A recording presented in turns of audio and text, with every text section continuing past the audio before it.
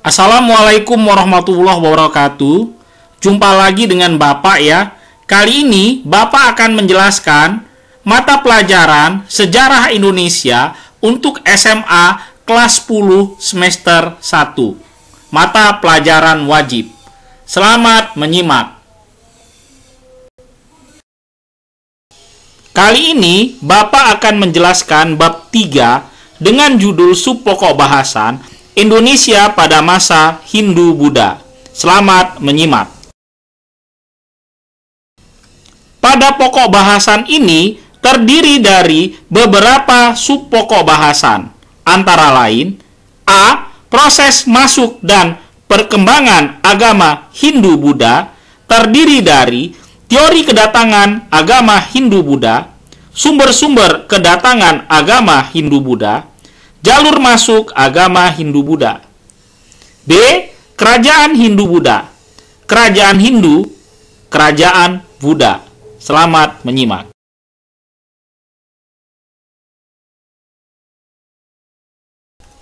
Teori kedatangan agama Hindu-Buddha. Teori kesatria.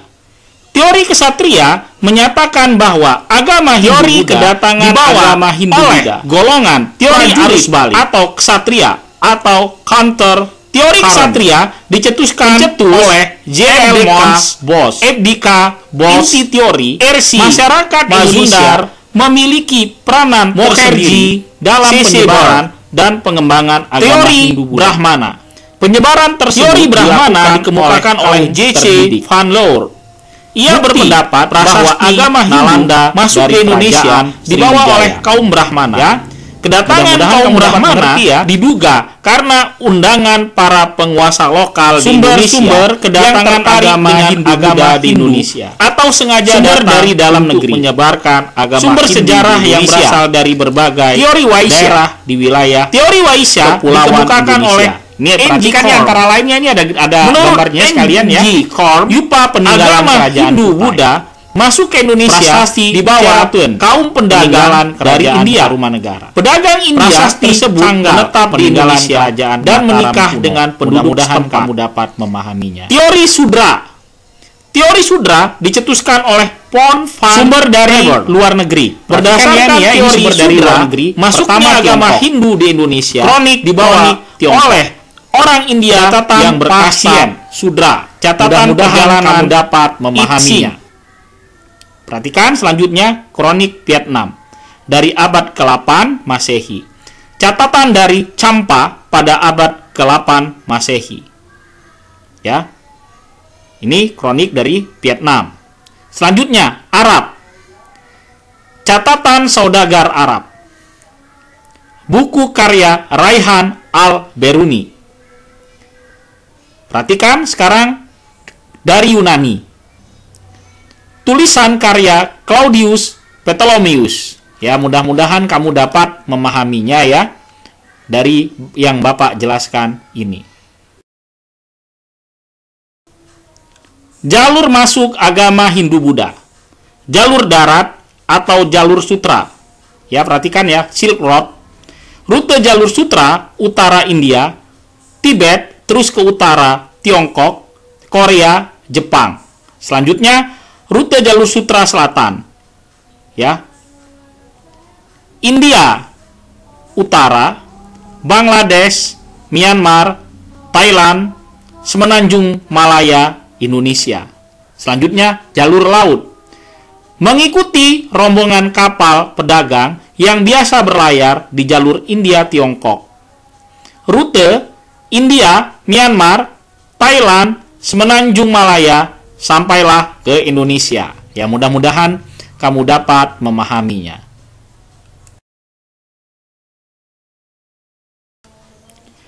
Kerajaan Kutai, abad 4 sampai dengan 9 Masehi.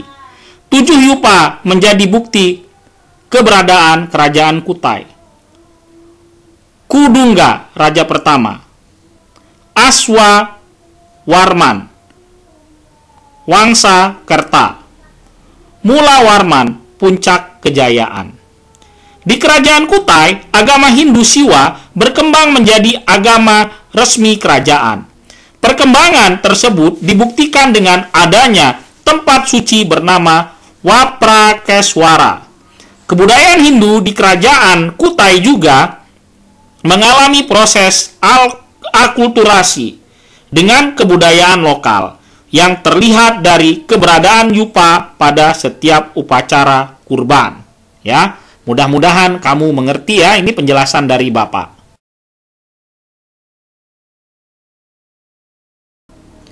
Kerajaan Tarumanegara, abad 4-6 Masehi. Sumber. Ada dua sumber ya, perhatikan ini ya. Prasasti terdiri dari Ciarateun, kebun kopi, jambu, tugu, pasir awi, muara Cianten, Lebak. Berita Tiongkok dari Pahien. Pada prasasti Ciarateun terdapat jejak telapak kaki Raja Purnawarman yang melambangkan penjelmaan Dewa Wisnu. Berdasarkan prasasti Ciarateun, Raja Purnawarman berhasil membawa Tarumanegara ke puncak kejayaan. Mudah-mudahan kamu dapat memahaminya. Kerajaan Mataram kuno, abad ke-8 sampai 10 Masehi.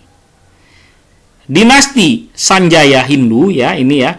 Dinasti Sailendra Buddha. Nanti keturunannya Rakai Pikatan dan Pramowardhani ini menikah. Ya. Ini asal muasalnya. Nah, selanjutnya keberadaan dua dinasti yang berbeda agama menunjukkan masyarakat Mataram kuno menjunjung tinggi toleransi. Selain itu, masyarakat Mataram kuno memiliki kebudayaan yang bernilai sangat tinggi. Tingginya kebudayaan itu dibuktikan dengan banyaknya peninggalan berupa prasasti dan candi-candi. Candi di Mataram kuno pun memiliki dua corak, yaitu Hindu dan Buddha. Penguasa terakhir kerajaan Mataram kuno adalah Empu Sendok. Ya, Empu Sendok ya. Ia memindahkan pusat pemerintahan dari Jawa Tengah ke Jawa Timur. Mengapa demikian? Ya, ini ada sebabnya. Pusat kerajaan mengalami kehancuran akibat letusan Gunung Merapi. Ancaman dari kerajaan Sriwijaya. Ya, mudah-mudahan kamu dapat memahaminya.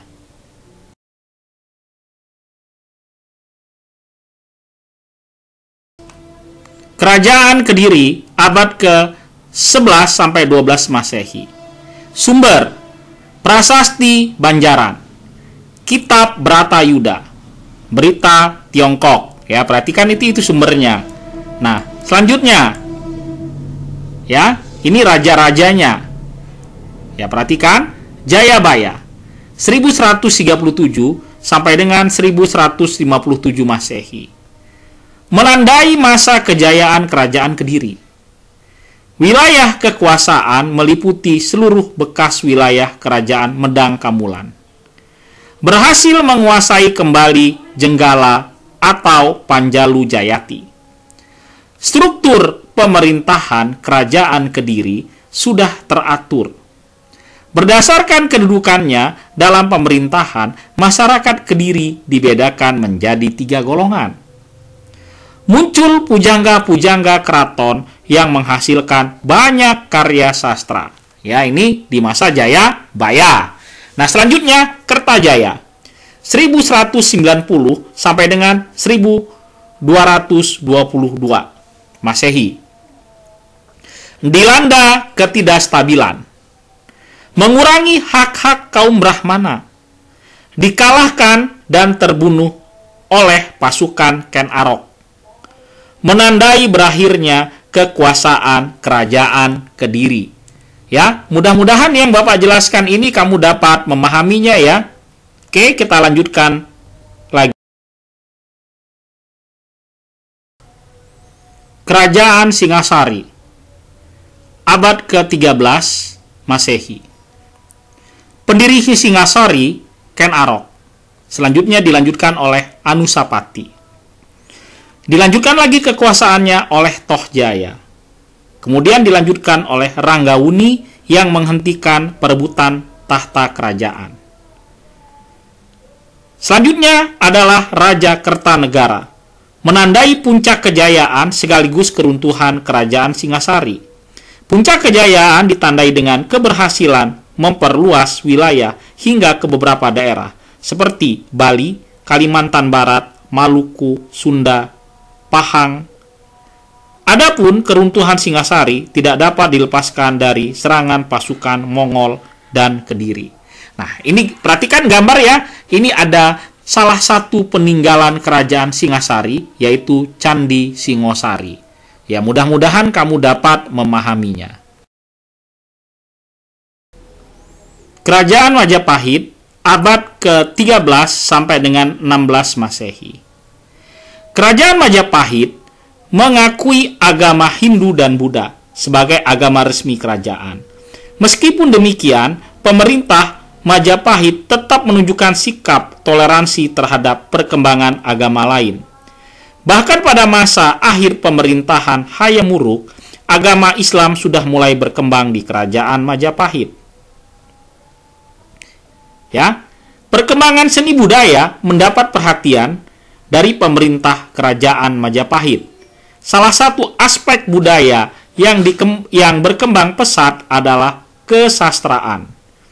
Karya sastra yang berkembang di kerajaan Majapahit antara lain kitab Negara Kertagama, Sutasoma, Arjuna Wijaya, Panji Wijaya Krama, Usana Jawa, Pararaton, Ranggalawe, Sorandakan, dan Sundayana. Banyaknya candi peninggalan Majapahit menunjukkan seni bangunan di kerajaan Majapahit juga mengalami perkembangan pesat. Nah, ini ya, kamu perhatikan ya, ada beberapa peninggalan candi kerajaan Majapahit. Mudah-mudahan kamu dapat memahaminya.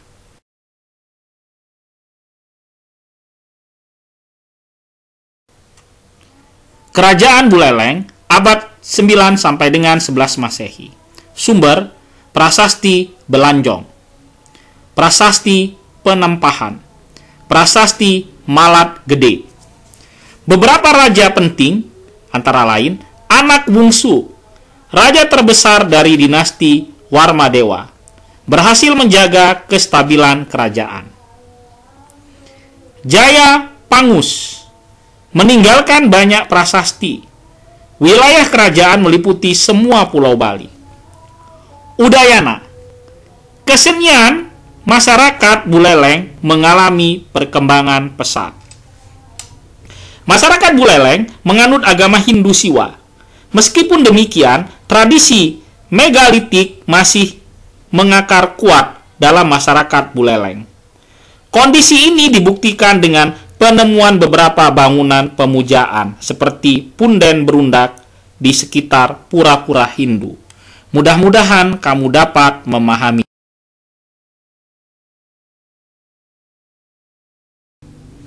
Kerajaan Kalingga Holing abad ke-6 Masehi. Sumber berita Tiongkok Itsing. Raja Ratu Sima mempunyai sifat tegas, keras, adil, dan bijaksana. Melarang rakyatnya untuk menyentuh dan mengambil barang bukan milik mereka yang tercecer di jalan.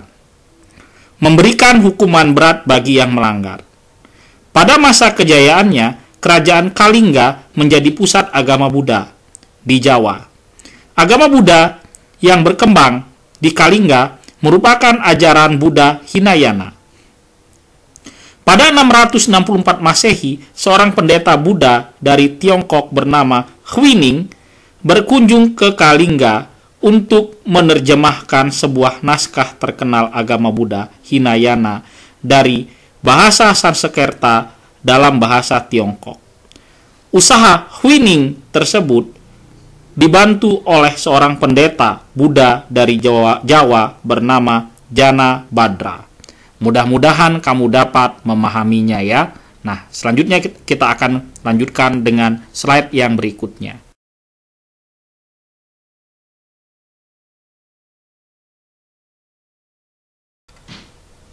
Kerajaan Sriwijaya abad ke-7 sampai 12 Masehi. Ya, sumber prasasti Kedukan Bukit, Talang Tuo, Telaga Batu, Kota Kapur, Ligor, Karang Brahi. Berita Tiongkok dari Itsing. Pada masa kejayaannya, ya perhatikan, pada masa kejayaannya, Sriwijaya berkembang sebagai kerajaan maritim yang memiliki pengaruh luas. Kerajaan Sriwijaya juga menjadi pusat perkembangan agama dan kebudayaan Buddha di Asia Tenggara. Kondisi ini tidak terlepas dari letak Sriwijaya yang strategis di jalur perdagangan internasional. Jos Kodes menyatakan letak kerajaan Sriwijaya berada di tepi Sungai Musi atau sekitar Bukit Siguntang dan Kota Palembang, Sumatera Selatan. Dari daerah ini, kerajaan Sriwijaya berkembang menjadi kerajaan maritim terbesar di Asia Tenggara. Mudah-mudahan kamu dapat memahaminya. Tetap semangat belajar, tetap semangat menggapai cita-cita.